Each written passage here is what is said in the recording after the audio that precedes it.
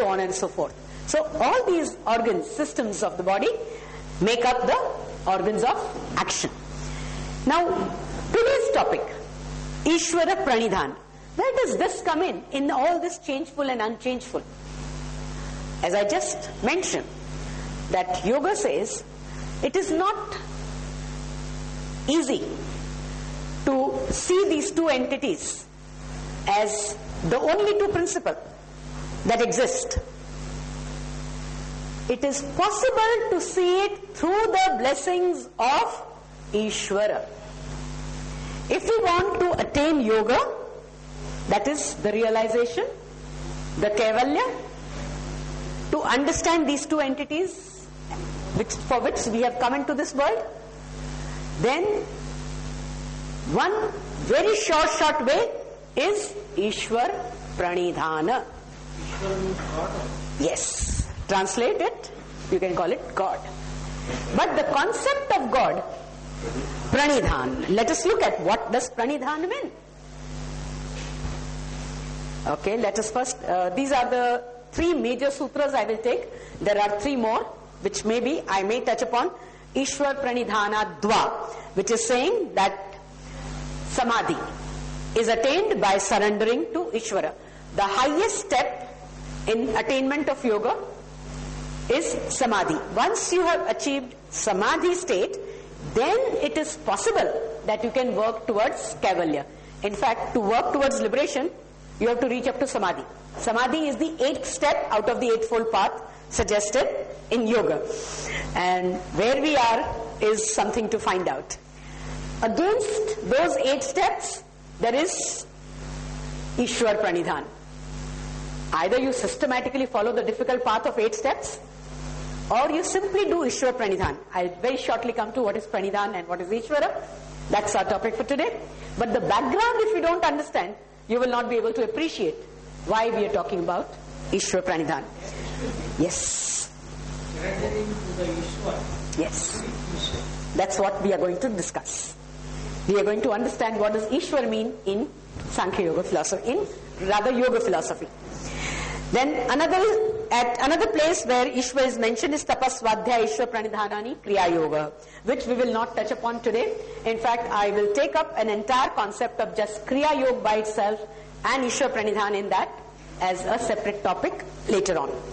Then at another place where Ishwar is mentioned is in a concept of Niyamas, which is the second of the Eightfold Path of Yoga, which says Shaucha Santosh Tapasvadhyaya Ishwar Pranidhanani Niyamaha. So out of these we will really work upon the first one today. So Pranidhan. Ishwar as it is a little, we think we know, but we probably don't know. We still want to know. Correct? It's like that. But Pranidhan, let us first understand, and then we will go on to the controversial and a lot of crowded idea what Ishvara is. If I can use these words for Pranidhan, one very, very important is sincerity. Pranidhan or surrender cannot be without utter sincerity. So one has to be very, very sincere towards this concept of Ishvara. Dedication means total dedication. There is no second thought about it, no doubt in the mind about it. That yes, this is the highest. And this is what I surrender to. Devotion. Devotion is the feeling that you feel in the heart towards something like Ishvara. Yes? When you're devoted to something, you give your heart, soul, body, health, wealth, everything towards it. That is devotion. Completely giving it. And surrendering is of what? Surrendering here is of the fruits of not just any action. Practice of yoga, practice of everything that which you do in order to gain the highest, the Kaivalya. It is surrendering the fruits of that practice for which you are working so hard. Now that requires real faith, real devotion, real sincerity, and all of these. Without all of this, you will not be able to do this surrendering. So surrendering is not just, okay, fine, we become the slave of. It's not so easy. You do all the work with utmost sincerity, carry out all the duties with all the hard work, might and everything, and still surrender the fruits. You're not doing it for the sake of getting some result, getting some good blessings as a result of whatever you're doing. Surrendering the fruits of your, not just any action, the action which is helping you to move in this direction of liberation. Okay? So that is what is pranidhan all about.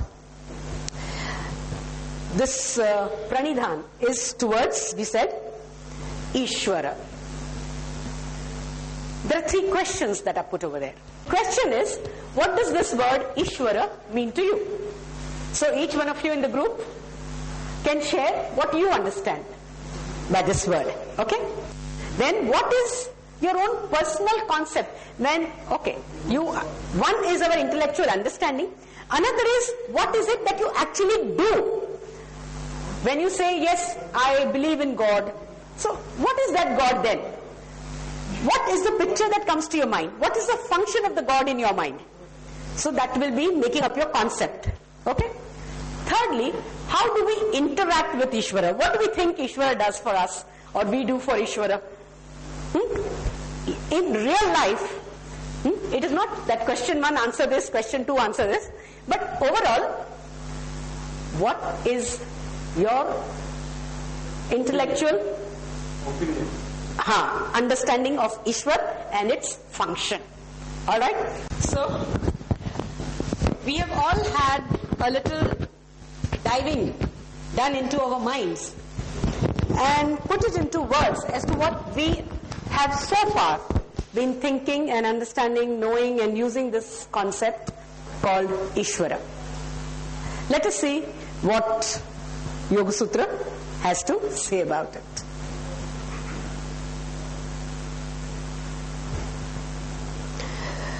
There are lots and lots and lots of things said, but it does not make Ishvara as the creator and other things that we shared just now. That is not the concept in yoga. Understand this one thing, we are talking what is the concept of Ishvara in yoga. Okay? We can still continue to hold as we hold what works for us, but now what we are talking about is how yoga sees it. The first time when the word Ishwar comes in, it comes as the word Ishwar Pranidhan straight away. And we just saw what does this word Ishwar Pranidhan refers to. Surrendering to the concept that Ishvara is. And Ishwar Pranidhan is suggested as one single step to straight. We talked about the eightfold path, of which the eighth step being a samadhi. You can straight away reach the highest state of samadhi by surrendering to this Ishvara. So then this Ishvara must be something very powerful, like you said. Right? We said the supreme power, that which runs this entire system. Like Sir said, that everything that is happening without your doing is the doings of Ishvara. It could be that. Okay. Through the belief in Ishvara, one can reach the state of universal consciousness. What does this universal consciousness mean to you? Does it mean anything to you? Consciousness, does it mean anything to us? I'm conscious. Probably yes. Yes. What I am conscious of when we say. You're conscious and you're unconscious. Do we understand that? We may not be able to express it in any other word, but we all have an idea of what it is. That's what I mean. Okay, so pay attention to that. And when you say this thing that is universal, that means something that is common to each and every being. Not just human beings. Every being. Living as well as maybe non-living. So that